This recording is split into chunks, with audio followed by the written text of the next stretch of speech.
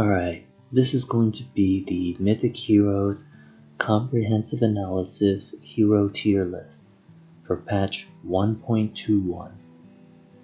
And in 2 weeks, at the end of this month, we're expecting the next patch with nerfs for Western Queen and Morgan, and buffs for some heroes. But until then, we'll look at the heroes as they are right now. And think of this comprehensive analysis list as who is the best jack of all trades, because we look at individual hero performance across all aspects of the game. There will be time in the future for me to do specialized tier lists by factions, by hero types, and also make guides for synergy and formation recommendations. But for now, let's look at a comprehensive overview. Before I get into this, I'd like to thank a few people. Escanor, my guild leader, Norman Z, a fellow guildmate, Mitsuko from the E-Bullions Guild, and Rascal Jackal from the Devil's Rejects Guild, all of whom gave their input, their suggestions, and their recommendations for some of the heroes that I had initially rated. So, in this list, we're looking at 5 attributes: potential, power, support, survival, and versatility. Potential is how well a hero does the more you invest into them. And the best indicator of this is looking at their iconic weapon 600 effect, because that is a very high level of investment that you have to put into a hero that involves putting a lot of resources into their iconic weapon through beast soul seals and the essences. Power, which is straightforward, it's their damage output. Support is how well they support the team overall, not just themselves. But for supporting themselves, we have survival, which takes into consideration their base HP and defense, as well as skills that they need to stay alive, to keep themselves in the fight longer. And last, versatility. That's the part where I talked about all aspects of the game. So it rates how well a hero does across PvP, PvE, boss battles, and events such as Crusade of Edda, Bifrost Bridge, Valhalla, and any other events that I haven't named. So, looking at this list here, you see it takes the ratings and it totals them up.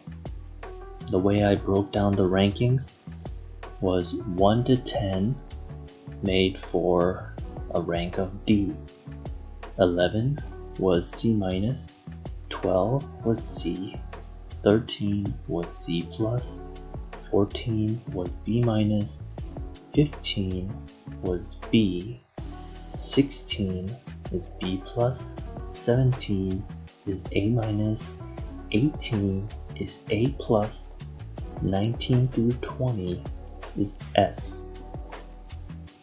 So you can feel free to pause the video as I scroll down to show you the individual number breakdowns for the heroes further up on the tier list. So starting from number 2 to number 29 for the Excel lines, let's go to 30 and onwards.